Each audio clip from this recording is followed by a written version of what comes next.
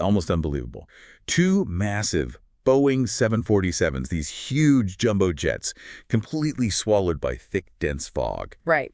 And they're on the same runway. Right. At the same time. Exactly. One is accelerating, just powering up for takeoff, gaining incredible speed, and then suddenly, out of the fog, this other huge plane just appears. Meters away, directly ahead. And at that speed, there's just nothing you can do. No time to react, no way to turn. Absolutely none. The collision, or it was just horrific, almost impossible to really picture the scale of it. It really does sound like something from a nightmare, doesn't it? But it was horrifyingly real. We're talking about the Tenerife Airport disaster. And it's still, even today, the deadliest accident in aviation history. It just leaves you reeling with questions. I mean, how could two of the biggest planes in the sky possibly end up nose to nose like that? What was going on? Where was air traffic control in all this? Yeah, what were they doing? Or maybe what weren't they doing? And you wonder what tiny little error or series of errors could possibly lead to that kind of catastrophe. Well, that's exactly what we're going to unpack today. We're diving deep into this tragedy. Our mission is really to understand how it all unfolded by looking at the complex mix of human factors, the communication breakdowns, everything that came together that day. And we're using sources like the really detailed analysis from Zem TV on YouTube, trying to pull out the key insights from this awful event. Right, to grasp its huge impact on making air travel safer for all of us today. So let's maybe start at the beginning, before Tenerife even came into the picture. Okay, so the story really gets going on March 26th, 1977. We have our two main players. First, there's Pan Am Flight 1736. A Boeing 747 Jumbo. Yep, a big one. Started out in Los Angeles, stopped at JFK in New York to pick up more people, and was heading to Las Palmas in the Canary Islands. A holiday flight. Totally. A fully booked charter flight. Apparently, mostly older folks, really excited about joining a cruise ship there. The crew was Captain Victor Grubbs, First Officer Robert Bragg, Flight Engineer George Warnes, plus 13 flight attendants and 380 passengers. Got it. And the other plane? That was KLM Flight 4805, also a 747 getting ready over in Amsterdam, also heading for Las Palmas. So both aiming for the same spot? Exactly. Their cockpit crew, Captain Jacob Vilhuizen van Zanten, apparently a very senior, well-respected KLM pilot. First Officer Class Mers, Flight Engineer Willem Schroeder, and they had 11 flight attendants and 235 passengers. Both jets just cruising towards the Canaries. No idea what was brewing down there. Right, because there was this whole other layer to it, wasn't there, at the political situation? Yeah, exactly. Beneath the surface, things were tense in the Canary Islands back then. There was this group, the MPIC, pushing for independence from Spain. And they weren't always peaceful about it. No, sometimes they resorted to violence, and one of those violent acts, kind of unintentionally, kicked off this whole terrible chain of events. It's incredible how unconnected things can suddenly link up with such devastating results. So what happened? A bomb? Yeah. At 1 p.m. that day, apparently 2 people walked up to the terminal at Las Palmas Airport, left a bag with a timer outside a flower shop. Oh, wow. Then, minutes later, a call comes into the airport reception. Someone claiming to be from MPIC, warning a bomb would go off in 15 minutes. 15 minutes, not much time. No, but credit to the airport staff, they moved fast, they evacuated the whole place in that time, and bang, exactly 15 minutes after the call, this powerful explosion just ripped through the terminal. Took out part of the roof? Yeah, big section collapsed. Wow. So naturally, everything stopped. Las Palmas shut down, flights canceled, and crucially, all the planes heading there had to be diverted. Including our two 747s. Including our two 747s. So this is where Tenerife comes in. KLM 4805, they were already getting close to Las Palmas when they got the news. Right. They were told, divert to Tenerife Island, about 110 kilometers away. They landed there on runway 3 at 1:38 p.m. And Pan Am 1736, also nearby, got the same instructions. Divert to Tenerife. And because Tenerife was the closest option, suddenly this relatively small airport was just swamped with traffic it wasn't designed for. Yeah, and that's a really key point. Tenerife Airport itself, Los Rodeofaneros Airport, it had some unique characteristics that played a huge role. It's quite high up, right? Mountainous area. Exactly, about 2,000 feet up, right near the Atlantic. And this location created a specific weather issue. The fog? The fog. Humid air off the ocean would hit the mountains, cool down fast, and just form these thick clouds and fog banks. So visibility could change really quickly. Dramatically. You could go from clear skies to maybe 300 meters visibility, just like that. It happened all the time there. A known issue for that airport then. A known common issue. So when KLM and Pan Am first landed, visibility was actually okay. But it didn't stay that way. No. Almost as soon as they were on the ground, those clouds started rolling in, and visibility began to drop. Fast. 1 minute you see, the next, you're socked in. An incredibly tough situation for any pilot, even without everything else going on. Totally. And it just made an already bad situation worse. You've got this small airport, remember, just one runway, one main taxiway, a small apron area. Suddenly packed with jumbo jets. Exactly. An abnormal rush. It was a complete bottleneck. And the weather just clamped down on it. And then KLM made a decision that, well, it seemed logical at the time, but had huge consequences. The refueling. Right. KLM decided to refuel while they were stuck in Tenerife. The idea was, save time later, avoid delays when Las Palmas eventually reopened, get fueled up for the return trip to Amsterdam. Makes sense on paper. But the crucial thing was where they refueled, because the apron was jammed with other diverted planes. They refueled, blocking the only taxiway. Exactly. There wasn't really another option without causing even more delays. So while KLM was refueling, that taxiway was completely blocked. Which meant Pan Am was trapped. Pretty much. Stuck at the terminal, couldn't get to the runway using the taxiway. They were told just to wait until KLM was done, so now everything is depending on KLM finishing fueling. The bottleneck tightens. Okay, so fast forward a bit. It's around 4:45 p.m. KLM finally finishes refueling. What does ATC tell them? Right, so ATC, seeing the taxiway is still blocked, essentially, by KLM's position even after fueling, tells KLM 4805 to taxi down the entire main runway, go all the way to the far end, turn around 180 degrees, and get ready for takeoff from there. Using the runway as a taxiway, basically. Yeah. Because the actual taxiway is blocked. Correct. And then they tell Pan Am 1736 to follow KLM down the runway, but, and this is critical, exit the runway onto the taxiway at the exit marked C3. Charlie. Okay, follow KLM but get off at C3. Sounds straightforward enough, but... But this is where the airport's limitations really bite. Visibility, remember, is awful now. Getting worse. Pilots can barely see. And the airport itself. Didn't have clear signs on the tarmac marking those runway exits, like C1, C2, C3. They weren't properly marked. Oh, it's not good. No. So the Pan Am crew is struggling in the fog. They taxi past C1, they pass C2, but they miss C3. Why C3 specifically? Was it hard to see?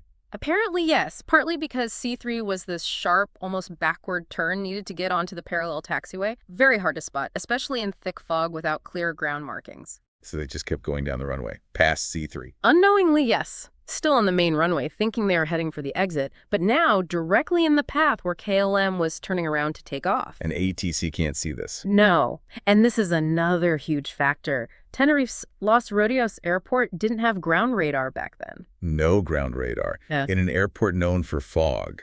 Seems incredible now, doesn't it? Yeah. But no. So the controllers in the tower, they were completely blind. They had no visual confirmation of where these planes actually were once the fog got thick. They were relying entirely on radio reports. Wow. Okay. This next bit, when I was reading about it, Yeah. this is where the communication just completely collapses. It's chilling. So Pan Am is taxiing, probably just past C3, still on the runway. At that moment, the KLM captain radios the tower requesting takeoff clearance. Okay, asking permission to go. The tower responds, but they give KLM instructions for their route after takeoff, their departure clearance, the flight path. Critically, they do not say cleared for takeoff. Ah, so it's like, here's what you do once you're cleared, but not the actual clearance itself. Precisely. But the KLM captain, maybe anxious to get going, maybe mishearing in the stress and noise, radios back something like, "We are at takeoff," or possibly, "We are taking off." The exact transmission is still debated, but the intent seemed clear. And the tower? The tower controller replies, "Okay, just okay," which, could mean, "Okay, I heard you," not necessarily, Oh. "Okay, you are cleared." Ambiguous. Very ambiguous. Dangerously so. But then, just seconds later, the tower controller seems to realize the potential confusion and transmits a vital clarification. He says, "Stand by for takeoff. I will call you." Okay, that's clear. Wait. Crystal clear. But here's the absolute tragedy. That critical standby message never reached the KLM cockpit clearly. Why not? Because at the exact same moment, the tower was saying, "Stand by."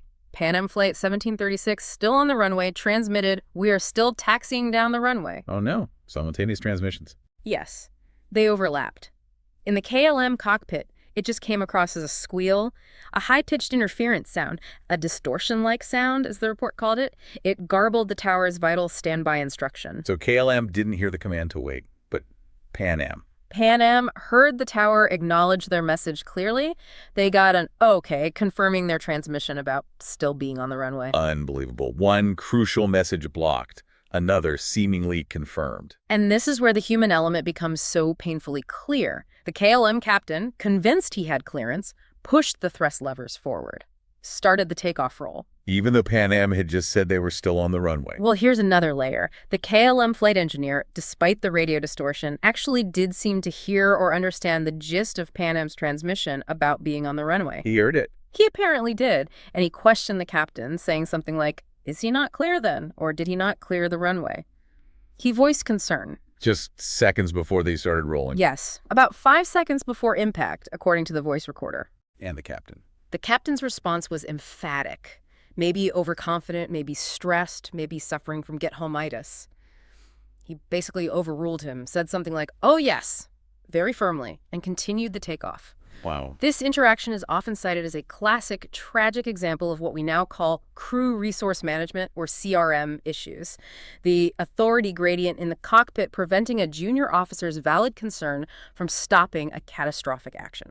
So KLM starts barreling down the runway. Into fog where visibility is maybe 300 meters, effectively blind. And Pan Am is still there, trying to turn off. The moment of impact must have been just instant horror. Sudden, terrifying. The Pan Am pilots, still taxiing slowly, suddenly see these massive landing lights just emerge from the fog, coming right at them, accelerating. You must have thought initially it was stationary. For a split second, maybe. Then the horrifying realization that it's moving fast, directly towards them. Did he try to do anything?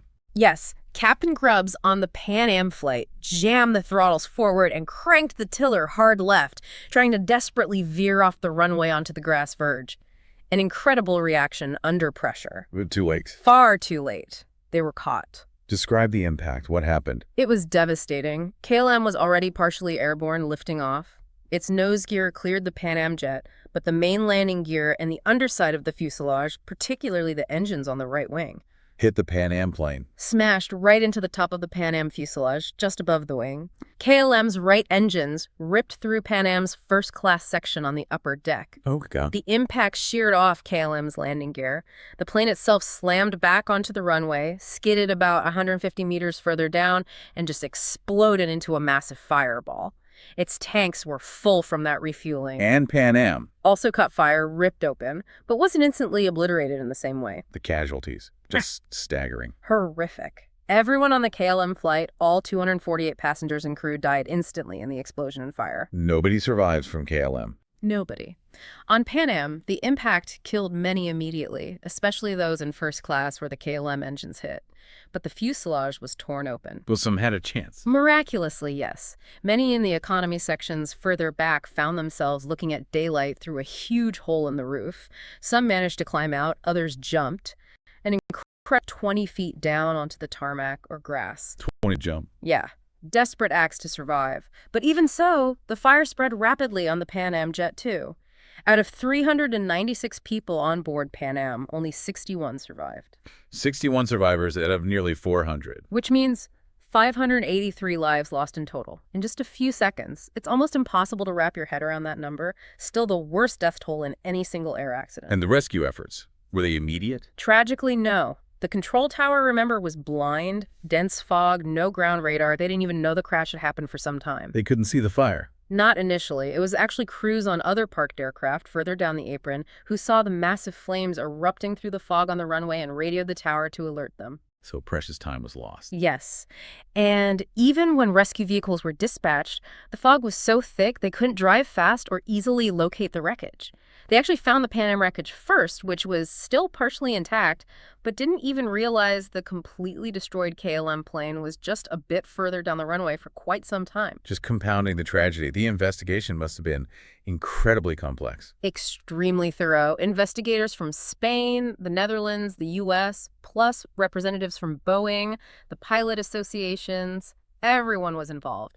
They recovered the cockpit voice recorders, the black boxes from both aircraft. And those recordings were key. Absolutely crucial. They pieced together that entire agonizing sequence of radio calls, cockpit conversations, the warnings, the misunderstandings. So what was the final conclusion? Who was ultimately responsible? The official report concluded it was, as we've discussed, a chain of events. You know, the initial bomb threat, forcing the diversion to Las Palmas, KLM's decision to refuel, blocking the taxiway. the sudden dense fog rolling in, Pan Am missing that C3 exit, and the poor visibility. all contributing factors. However, the investigation ultimately placed the primary cause, the primary responsibility, squarely on the KLM captain for initiating takeoff without explicit clearance from ATC. Especially after the engineer's warning. Especially given that warning from his own flight engineer just seconds before impact, questioning if Pan Am was clear. It was seen as the final fatal link in that chain, a critical human error overriding both procedure and a direct cockpit challenge. Such a devastating outcome from that chain. But it did lead to changes, right? This had to be a wake-up call. A massive wake-up call for the entire global aviation industry. It was a catalyst for fundamental changes in safety protocols, many of which are standard practice today and make flying much safer. What kind of changes are we talking about? Several key things came directly from Tenerife. One was a complete overhaul of standard phraseology used in radio communications between pilots and ATC. Much stricter, clearer language to avoid any ambiguity like that "okay" response. So no more confusion about what clearance means. Exactly. Things like using the word takeoff only when giving or acknowledging the actual takeoff clearance, never in other contexts during taxiing, and emphasizing readbacks of crucial instructions. Makes sense. What else? Ground radar. Its importance was undeniable after Tenerife. It became mandatory, or at least heavily pushed for, at major airports worldwide, especially those prone to low visibility. Controllers needed to see where planes were. The lack of it was such a huge factor there. Huge. Also, mandatory installation of clear markings and lighting for runway holding points and taxiway exits, so crews wouldn't miss turns like Pan Am did with C3. Better situational awareness on the ground. So physical changes to airports too. Yes. And the focus on crew resource management, CRM, training really intensified after Tenerife, encouraging better communication, challenging authority respectfully, making sure warnings from any crew member are taken seriously. That KLM cockpit interaction was a major lesson. It sounds like a really comprehensive response. Did Tenerife itself change? It did. Today, Tenerife actually has 2 international airports. There's the original northern airport, Los Rodeos, where the crash happened. It's still operational, but handles mostly inter-island flights. And then there's a much larger southern airport, Reina Sofia, built later. Built somewhere else specifically. Yes, crucially, it was built at a lower altitude, much less prone to the kind of sudden, dense fog that plagued Los Rodeos. A direct response to the conditions that contributed to the disaster. It's incredible how this one awful event, stemming from this cascade of errors and misfortunes, really did reshape aviation safety globally. Its legacy is profound. Flights today are statistically incredibly safe, arguably the safest form of travel. And a significant part of that safety record is built on the painful lessons learned from tragedies like Tenerife. So wrapping this up, what does it all mean for you listening to this? We've really unpacked how this terrible chain reaction happened. You know, a bomb threat, a diversion, a refueling choice, fog, a missed turn, then fatal miscommunications, human error under pressure. It all stacked up. Right. This deep dive really shows the almost unbelievable sequence that led to the worst air disaster ever, but also highlights how the industry learned and adapted from it. And maybe it leaves us with a final thought. Just think about how in really complex systems, and air travel is definitely one of those, the tiniest details, the smallest misunderstandings, can sometimes spiral into enormous consequences. Exactly, and how human factors, even when people have the best training and intentions, can still be the most critical and sometimes the most tragically fallible part of the system. It makes you wonder, doesn't it? What other complex systems in our lives rely on a similar hidden chain of events, maybe just waiting for the wrong circumstances to align?